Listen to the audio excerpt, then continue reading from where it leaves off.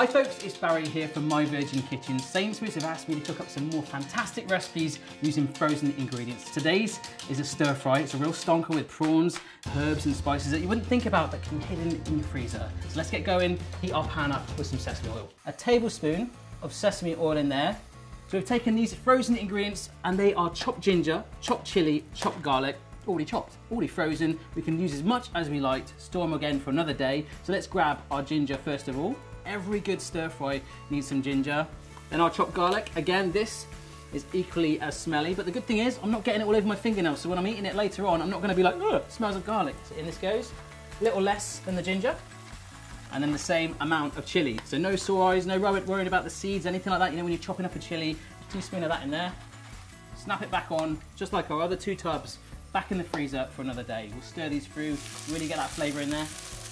So we've just got our prawns out of the freezer. They are frozen as well. So what we'll do is add them to the pan, get them straight in there, stir them around. You want to stir it through, get all that flavour on there, all that frozen chilli, all the garlic, all the ginger, the flavour really working its way in there, making sure you start to turn those prawns pink so they start to soften up and cook through. Once we've cooked through the prawns, we're going to get all the flavour all around there and literally just put it on a plate to one side just to hold its flavour there. And we can start to cook our frozen vegetables as well. So it's all going to come together. This one pan is doing all the work for us in under 20 minutes. So those prawns are looking pretty darn good, I hope you'll agree, and they'll get carried on a bit more cooking later on. But what we'll do is just push them out of the pan, try and scrape all of that garlic out.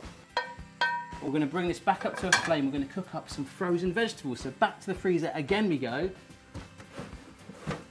So what we'll do is just snip open our bag. We're going to add a little extra sesame oil back into that pan, which is right in there. Pour them right in there. No need to worry about even slicing them up. They're ready to go straight in that pan. Give it a good old stir around. Let it sit there, do its thing for a minute.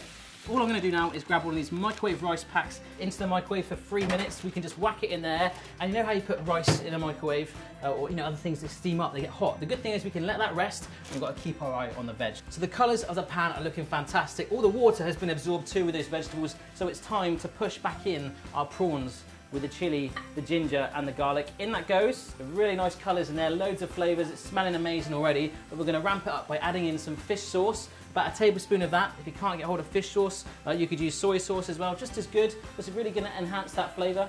About a tablespoon. There's one more ingredient we need from our freezer. Chopped coriander, a good 2 tablespoons of that. Mix that through, and it's nearly time to serve up with our rice.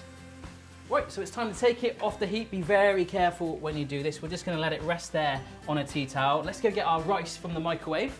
So we're just going to snip along the top again into your plate right in the middle there. Shove it all down. And then it's just a case of serving it up, but get it right on top there. The smell is incredible. We're going to give it a cheeky little finish with some lime zest and juice. It's going to add a little bit of colour, a bit of presentation to your plate as well, and also another separate flavour dimension on there. Let's have a good old bite of it. I can't wait to taste this.